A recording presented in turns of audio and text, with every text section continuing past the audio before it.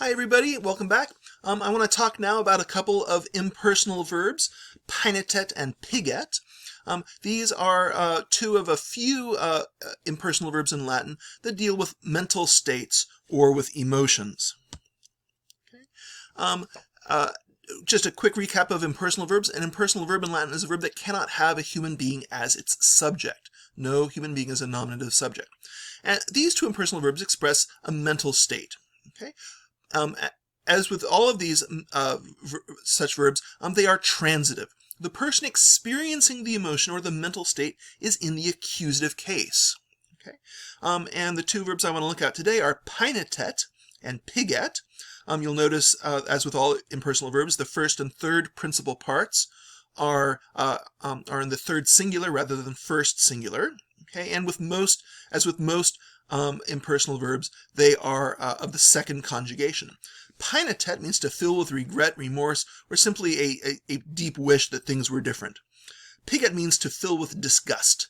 And again, the people feeling the regret or the disgust are going to be in the accusative. They will be the verb's direct objects. Okay, let me move this ahead. All right, so there are different constructions you can use. One way to express the cause for the regret or the disgust, depending on the verb, is with an infinitive. Okay, usually it's either a present or a perfect. With paenitet, since you're usually regretting something, it's usually a perfect tense infinitive. So here are a couple examples. Numquam me paenitabit, of course, paenitabit's a future tense. Amawisete, I shall never regret having loved you. Okay, what I've done here is I've taken the accusative direct object, here may, the accusative direct object of paenitabit, and I've made that my subject of the feeling of regret. So I shall never regret having loved you. Te, there's the direct object of the perfect infinitive, amawisse. Okay. Another example, piget legionem amicisse aquilum. Okay, the legion is disgusted that it lost the eagle. Okay, somehow in battle the standard was lost. Okay, again, legionem is the direct object of piget. Okay, and the grounds or the cause for that disgust here is an infinitive. You can also be disgusted something you are currently doing, so you could have a present infinitive. I don't think I've ever seen a future infinitive, but maybe it's not out of the realm of possibility. Another construction with these types of verbs is probably maybe the most intuitive, but it's also not as frequent as the others. I'm using a quod clause with the indicative. So patrem meum paenitet, again patrem is the direct object of paenitet, and then you can have a quod clause. Quod me sibilare docuit. My father feels regret because he taught me to whistle, or he feels remorse that he taught me to whistle. Here, in these types of expressions, quod can be either a because or a that. I don't think with much change in meaning. Okay, so again, the reason for the regret is that he taught me how to whistle. Another one with piget. Piget matrem meam, quod multa mendacia dixi. My mother is disgusted that, or because, I told many lies. Okay, she's thinking, what have I been doing all my life, teaching him to be a good boy, and there he goes saying lies. So the grounds, the reason for her disgust is my telling of numerous falsehoods. Okay, notice how in both of those clauses, the verbs docuit and dixi are simply indicatives. The most counterintuitive of the three constructions is that the cause could also be expressed with a genitive noun or pronoun, could be a pronoun too. Okay, so paenitebat milites timiditatis. Okay, paenitebat's your verb. Okay, and milites is your direct object accusative. And I should have said felt or were feeling remorse. That would have been the correct translation. The soldiers were feeling remorse at their cowardice, because of their cowardice. Now, normally, if you want to express the cause for something, you use an ablative of cause. With these types of verbs of mindset or emotion, the cause for the emotion may be a genitive noun or pronoun.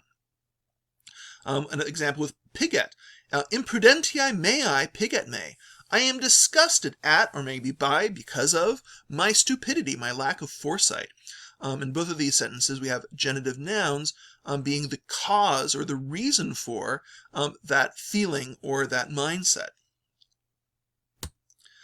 Finally, I just want to call your attention to that there's no reason why these types of expressions cannot be part of indirect statements, in which case you're going to get potentially numerous infinitives. Okay, like other impersonal verbs which have no nominative subject, to put into a subject accusative in an indirect statement, you're not going to find an accusative noun or pronoun as the subject of these impersonal verbs. So let's look at the first one. Pater dicet, father says. Paenitet say. Now, say, that's going to be your direct object of paenitere. That's not a subject accusative of paenitere. That's your direct object accusative of paenitere. So that he regrets having made so many trips, having made so many journeys. Here, again, the grounds for the regret or the remorse is this perfect infinitive. Itinere is simply the direct object of that perfect infinitive. Okay, but what I kind of really want to emphasize is that this accusative say, that's a direct object say, because these impersonal verbs are transitive. So there's no subject accusative expressed of this verb paenitere. Okay. If we look at the other sentence, audivimus pigere ducem calamitatis, we heard that the general was disgusted at the defeat, at the calamity. Here it's a calamity in battle. Okay. What I did here was I chose a genitive noun to be the grounds for or the cause for the disgust that the general is feeling.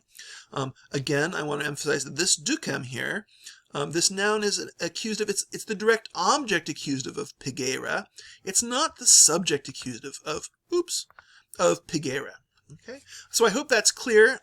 Again, once you're in an indirect statement, any of these constructions with these verbs can be used. But again, keep in mind that unlike a portet or licet, which are intransitive, these verbs of emotion are going to be transitive. They're going to have an accusative direct object. Thanks. Bye-bye.